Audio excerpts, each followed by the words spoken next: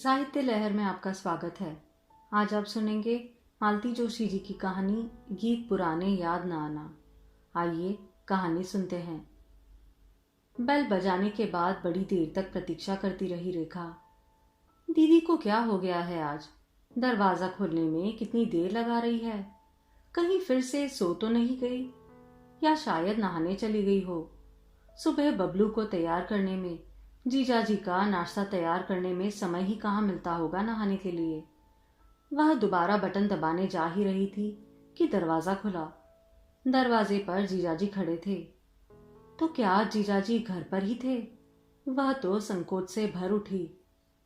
ओह, तुम हो, आओ, जीजाजी ने कहा तो उसे उनकी आवाज भर्राई सी लगी। जीजाजी, आज आप घर में? ठीक तो हैं? नहीं, ठीक नहीं हूँ। वायरल हो गया है। एक दिन बारिश में भीग गया था, उसी का नतीजा है। अब रेखा ने उन्हें ध्यान से देखा। हमेशा टिपटॉप रहने वाले जीजाजी एकदम अस्त व्यस्त वेशभूषा में थे। बाल बिखरे हुए, आंखें एकदम लाल, शॉल लपेटे हुए थे। सॉरी जीजाजी, आपको दरवाजा खोलना पड़ा। दीदी कहाँ है? नहा रही है? स्पीक मैके का कोई प्रोग्राम है, वहीं गई है। उसे शायद आज तानपुरे पर संगत करनी थी।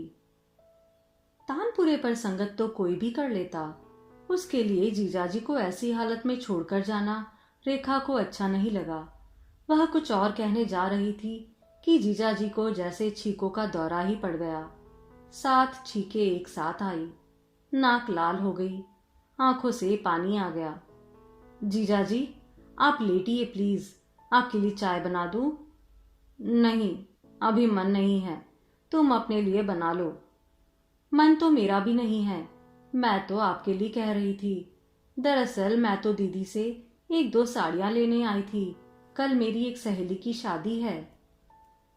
तो निकाल लो ना, चाबी तो हमेशा की तरह अलमारी में ही लगी रहती है। वह अलमारी लॉक ही क्यों करती है, मुझे समझ में नहीं आता। नहीं जीजाजी, अभी रहने दीजिए, मैं फिर आ जाऊंगी। दीदी कब तक आएगी?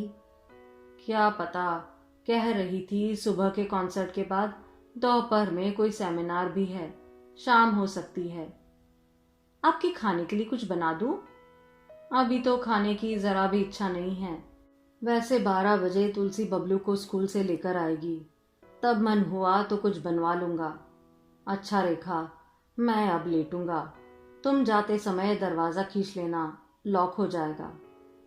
जीजाजी ने उसके जाने की भी प्रतीक्षा नहीं की, तुरंत कमरे में चले गए। वे बुरी तरह कांप रहे थे, ठंड से या बुखार से, पता नहीं। रेखा को समझ में नहीं आ रहा था कि वह क्या करे। इस समय जीजाजी के पास किसी का रहना जरूरी था, पर सूने घर में उनके साथ वह बड़ा असहज महसूस कर रही थी। वैसे वे बेचारे बहुत शरीफ आदमी हैं, पर पता नहीं क्यों आजकल किसी पर विश्वास करने का मन नहीं होता। बाहर निकलकर उसने जैसे खुलकर सांस ली। घर पहुंचकर तो रेखा एकदम चौंक ही गई। किचन में लगी छोटी मेज पर दीदी रानी विराजमान थी और माँ उन्हें गरम फुलके परोस रही थी। अरे वाह, रेखा जी आ गई, मैं तो इंतजार ही कर रही थी। चल, मुझे एक अच्छा सा सूट निकाल तो दे। सूट क्यों? इतनी सुंदर साड़ी तो पहने हो। वो तो सुबह स्टेज पर बैठना था ना, इसलिए डाल ली, पर सेमिनार में अच्छा थोड़ी ही लगेगा। वो तो मैं घर चली जाती, पर फिर वह दुष्ट मुझे छोड़ेगा नहीं। बबलू को यहाँ छोड़ जाती ना। कह रही है आज उसके पापा घर पर है, माँ ने बताया। रेखा कुछ नहीं बोली। उसने अपने 2-3 अच्छे वाले सूट दीदी के सामने रख दिए। वह तैयार होने चली गई तो रेखा माँ के पास आकर बोली, माँ, आज जीजाजी घर पर क्यों हैं पता है?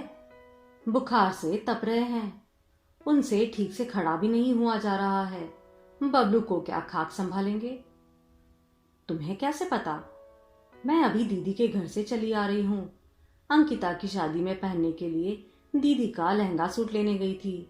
जीजाजी ने तो कहा कि निकाल लो, चाबी अलमारी में ही लगी है, पर दीदी की गैर हाजिरी में उनकी अलमारी खोलने का मन नहीं हुआ। तब तक दीदी तैयार होकर आ गई थी। वेशभूषा के अनुसार छाया ने अपनी हेयर स्टाइल भी बदल ली थी। जूड़ा खोलकर बाल कंधे पर खुले छोड़ दिए थे। ठीक लग रही हूं ना? एक्सीलेंट, रेखा ने कहा। तभी मां बोल पड़ी, छाया, तुमने बताया नहीं कि श्रीकांत जी बीमार है? दीदी ने रेखा को घूरकर देखा, फिर बेलौस अंदाज में बोली, ऐसे कोई सीरियस बीमार नहीं है जो बताती, थोड़ा सा बुखार है बस, और वो भी उनकी अपनी ही गलती का परिणाम है। अभी उस दिन मंगलवार को धुआंधार बारिश हुई थी ना, उस दिन जनाब स्कूटर पर भीगते हुए घर लौटे थे। एक नंबर के कंजूस है। यह नहीं हुआ कि ऑटो करके ही घर आ जाते, बुखार तो फिर होना ही था ना। वो बीमार है तो बबलू को कैसे देखेंगे? उसे क्या देखना है माँ, तुलसी उसके कपड़े बदलवा देगी, खिला पिला देगी, वह थोड़ी देर टीवी देखेगा और फिर सो जाएगा। रोज ही सोता है। फिर भी बेटा, एक दिन प्रोग्राम में ना जाती तो? माँ, इतनी बड़ी बड़ी हस्तियां शहर में रोज नहीं आती। प्रभा आत्रे जी के पीछे बैठकर तानपुरा बजाना, it is a lifetime chance. इन बड़े कलाकारों से हमें कितना कुछ सीखने को मिलता है। आप लोगों ने तो मुझे ऐसे घर में पटक दिया है कि मैं गुनगुनाना तक भूल गई हूँ। कम से कम सुनने तो दीजिए। ससुराल वाले तो टीका टिप्पणी करते ही रहते हैं। अब तुम भी शुरू हो जाओ। बाय द वे, उनकी बीमारी की खबर तुम्हें कैसे मिली? खबर मैंने दी है, रेखा ने कहा। अंकिता की शादी है, सोचा था तुमसे एक आधा साड़ी ले आऊंगी, इसलिए घर गई थी। साहब बहादुर कुछ बोले? नहीं, वे कुछ बोलने की स्थिति में थे ही नहीं। बस यही मना रहे थे कि कब मैं जाऊं और कब वे बिस्तर पर जाकर लेटे। मैंने चाय के लिए भी पूछा, पर मना कर दिया। मां को यह बताना जरूरी था? इसमें छुपाने वाली बात तो कोई भी नहीं। मैंने सोचा तुम इतनी देर से यहाँ बैठी हो, बता ही दिया होगा। जानबूझकर नहीं बताया, नहीं तो तभी से शुरू हो जाती। मुझे घर बेचकर ही दम लेती। एक तो शादी करवाकर मेरे करियर का कचरा कर दिया, और अब जिसे देखो वही उपदेश झाड़ रहा है। तुम्हारा कौन सा ऐसा करियर था बेटे, जिसका हमने कचरा कर दिया? दोनों बहनों ने चौंक कर देखा। सब्जी का थैला लिए पापा दरवाजे पर खड़े थे। इस समय पापा का घर पर होना अप्रत्याशित था।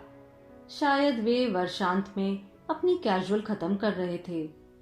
बेटे, तुम 10 साल से संगीत सीख रही थी, पर क्या हासिल हुआ? रेडियो का ऑडिशन तक तुम क्लियर नहीं कर सकी। गणेश उत्सव या दुर्गा पूजा तक में गाने का तुम्हें कभी निमंत्रण नहीं मिला। ना किसी ने तुम्हारा एल्बम निकालने की पेशकश की। सिर्फ कोरस में गाना या किसी के पीछे बैठकर तानपुरा बजाना ही तो करियर नहीं होता। पापा, साधना में 10 साल क्या हैसियत रखते हैं? लोगों की पूरी उम्र निकल जाती है, तब जाकर कोई मुकाम हासिल होता है। और उस मुकाम के लिए हम कितनी प्रतीक्षा करते, बताओ। उम्र तो तुम्हारी रुकी नहीं जाती ना, और फिर कल को तुम ही कोसती कि हमने सही समय पर तुम्हारी शादी नहीं की। और छाया, करने वाले तो शादी के बाद भी कर ही लेते हैं। वो तुम्हारी दोस्त है ना, सुचेता या सुनीता, आजकल उसका कितना नाम है। माँ ने जैसे छाया की दुखती रग ही छू ली थी। वह एकदम फट गई। उसके घर वाले कितने कोऑपरेटिव है पता है। पति हर कार्यक्रम में उसके साथ जाता है, और सास 2 महीने के दूध पीते बच्चे को संभाल लेती है। जीजाजी भी तो तुम्हें लेकर हर कॉन्सर्ट में जाते थे, हालांकि उन्हें क्लासिकल में जरा भी रुचि नहीं है। और उतनी देर तुम्हारी सास बबलू को रखती भी तो थी, पर बाद में सुनाती कितना थी। खैर, अब तो वह भी पुरानी बात हो गई है। अब तो बबलू को अकेले छोड़कर कहीं जाने का सवाल ही नहीं उठता। अलग रहने की जिद भी तुम्हारी ही थी ना बेटा, माँ ने कहा। वहां इतने लोगों के बीच तुम्हारा रियाज नहीं हो पाता था, इसलिए श्रीकांत जी ने कितने बेमन से अलग गृहस्थी बसाई थी। क्या फायदा, रियाज तो अब भी मेरा कहाँ हो पाता है। सुबह से ही चक्कर शुरू हो जाता है। नल आता है, दूध वाला आता है, बाई आती है, बबलू को तैयार करना होता है, इन्हें चाय देनी होती है, नाश्ता बनाना होता है। इतनी पस्त हो जाती हूँ मैं। इन लोगों के जाने के बाद निढाल होकर पड़ जाती हूँ बस। छाया बेटे, लोग अक्सर मुंह अंधेरे उठकर रियाज करते हैं। पापा, हम लोग बंगले में नहीं रहते, फ्लैट में रहते हैं, छाया ने तुनक कर कहा। सुबह सुबह आलाप करने में पूरी बिल्डिंग की नींद खराब नहीं कर सकती। तो साउंड प्रूफ दरवाजे लगा लो। बात रेखा के होठों तक आई थी, पर वह चुप रही। वैसे ही देवी जी का मूड उखड़ा हुआ है और चिढ़ जाएगी। उसी उखड़े मूड में छाया चली गई। जाते जाते सबको कोसती हुई गई कि इतना अच्छा दिन उन लोगों ने चौपट कर दिया। दीदी के जाने के बाद माँ चिंता में डूब गई। इस लड़की को पता नहीं क्या हो गया है, हमेशा अनखाई सी रहती है।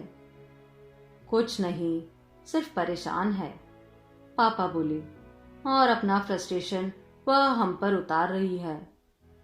उसका मूड इतना खराब हो गया है कि शायद अब वह कार्यक्रम में नहीं जाएगी। नहीं माँ, उसे कार्यक्रम में ही जाना चाहिए। घर गई तो जीजाजी को खा जाएगी। बेचारे वैसे ही बीमार है। इतना अच्छा पति मिला है, पर इस बेवकूफ को कद्र ही नहीं है। अच्छा, अब बेटी पुराण छोड़ो और कुछ हमारी पेट पूजा का इंतजाम करो। 1 बज रहा है। खाना कब से तैयार है? आप लोग चलिए, मैं गरम फुलके उतारती हूँ। माँ, तुम पापा को खिलाना शुरू करो, तब तक मैं कपड़े बदल कर आ रही हूँ। रेखा कमरे में आई तो देखा दीदी की कांजीवरम पूरे कमरे में पसरी पड़ी है। उसे तह लगाकर उसने पलंग पर रखा तो देखा दीदी का पर्स तकिए के पास खुला पड़ा है। ड्रेसिंग टेबल पर दीदी का कंघा, लिपस्टिक, कॉम्पैक्ट सब कुछ छूट गया है। पर्स लेकर रेखा भागी भागी बाहर आई। पूछा, माँ, दीदी आई कैसे थी? ऑटो से। क्यों? तो गई भी ऑटो से ही होगी, और पर्स यहाँ पड़ा है। माँ, मैं अभी पर्स देकर आ रही हूँ, आप लोग खाना खा लेना प्लीज।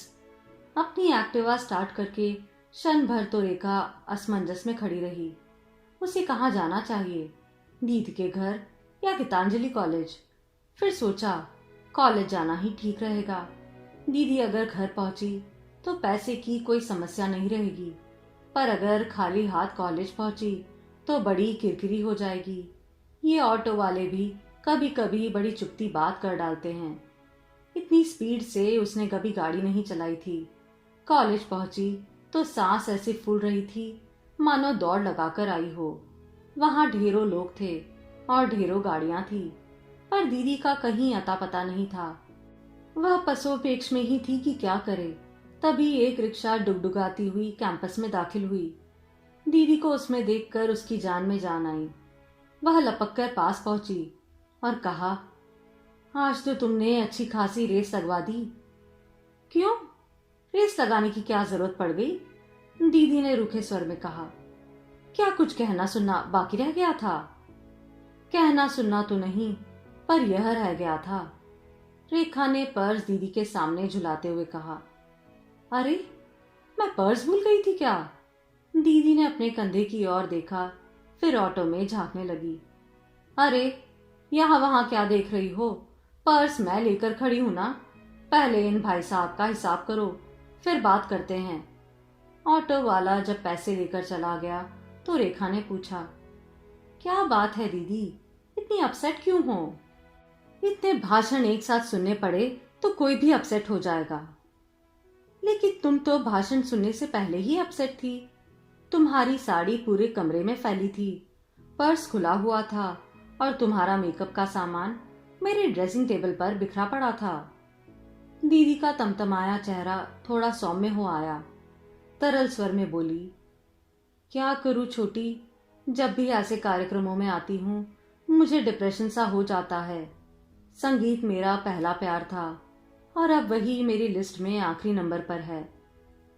संगीत तुम्हारा पहला प्यार नहीं था दीदी, तुम्हारा प्यार कोई और था। ये सारा डिप्रेशन, ये सारी फ्रस्ट्रेशन उसी के कारण है। क्या बात करती हो?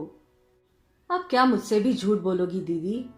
तुम्हारी वकालत करने के लिए मैंने पापा से कितनी डांट खाई है, क्या तुम जानती नहीं? पर तुम कायरों की तरह मुंह में दही जमाए बैठी रही।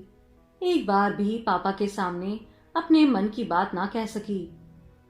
कह भी देती तो क्या होता? पापा क्या ऐसे फटेहाल और बेरोजगार लड़के से मुझे ब्याह देते? एक पिता के नाते पापा शायद मना ही कर देते, पर तुम तो विद्रोह कर सकती थी। इतनी पिक्चरें देखती हो, इतने उपन्यास पढ़ती हो, क्या तुम्हें एक भी डायलॉग याद नहीं आया कि मैं आधी रोटी में गुजारा कर लूंगी या फिर उसके साथ खुले आसमान के नीचे रह लूंगी? कुछ तो कहती। क्या करूं, कुछ कहने की हिम्मत ही नहीं पड़ी। कुछ कहने की हिम्मत नहीं थी या कि ये सारी असुविधाएं सहने की हिम्मत नहीं थी? ऐसा ही समझ लो। मेरे प्रेम में शायद उतनी ताकत नहीं थी। अब उसी की सजा भुगत रही हूं। सजा तुम नहीं, बेचारे जीजाजी भुगत रहे हैं, जिसका कोई कसूर नहीं है। सजा वह शख्स भुगत रहा है जिसे तुमने छोड़ दिया है, निसंग, अकेला। आज तुम साथ होती तो शायद वह भी कुछ बन जाता, उसकी भटकन समाप्त हो जाती। लोग आते जा रहे थे, उनसे हाय हेलो और दुआ सलाम भी हो रही थी, और उनके साथ ही दोनों बहनें इस गंभीर चर्चा में डूबी हुई थी। रेखा जब अपनी बात कह चुकी थी तो छाया ने कहा, उससे इतनी सहानुभूति जताने की जरूरत नहीं है। मेरे बिना भी उसे जो बनना था बन ही गया है। आज वह एक उभरता संतूर वादक है और देश में संतूर वाले इतने कम है कि वह जल्दी ही ऊपर तक पहुंच जाएगा, मेरा विश्वास है। और ऐसा निसंग और अकेला भी नहीं है। दिल्ली की एक लड़की उससे लगी हुई है, इतनी अल्ट्रा मॉडर्न है कि हम तुम उसके सामने बहन जी ही नजर आएंगी। दीदी के स्वर में एक ऐसा दर्द था कि रेखा चौंक गई। दीदी की बातों से उसके दिमाग में बिजली सी कौंध गई। उसने पूछा, क्या विशाल भी इस कार्यक्रम में आया है? हाँ, और शाम को परफॉर्म भी कर रहा है।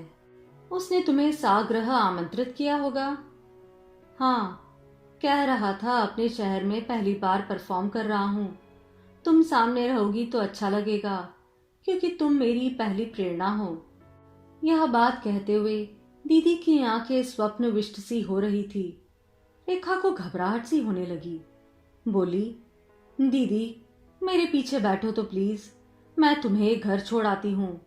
विशाल का प्रोग्राम तुम नहीं भी सुनोगी तो कोई फर्क नहीं पड़ेगा, यहाँ बहुत लोग हैं। और जैसे कि तुमने कहा, वह अकेला भी नहीं है, वह दिल्ली वाली मॉडल साथ में है। पर घर पर जो लोग हैं तुम्हारी प्रतीक्षा कर रहे हैं, जरूर अकेले हैं और उन्हें तुम्हारी बहुत जरूरत है। जरूरत है तो मैं क्या सब छोड़ छाड़ कर कहीं भागी जा रही हूँ? मैं तो बस विशु को परफॉर्म करते देखना चाहती हूँ। आज नहीं, प्लीज। आज मुझे तुम पर जरा भी भरोसा नहीं है। आज तुम्हारी मनस्थिति इतनी तरल हो रही है कि यदि एक बार भी उसने कहा तो तुम साथ चल पड़ोगी।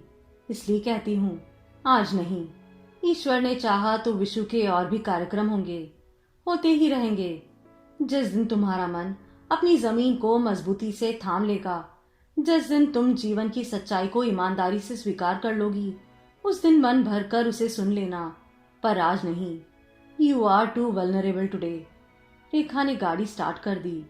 छाया क्षण भर किंग कर्तव्य मुड़ित सी खड़ी रही, फिर पता नहीं क्या सोचा, पिछली सीट पर बैठ गई। आप सुन रहे थे मालती जोशी जी की कहानी गीत पुराने याद ना आना।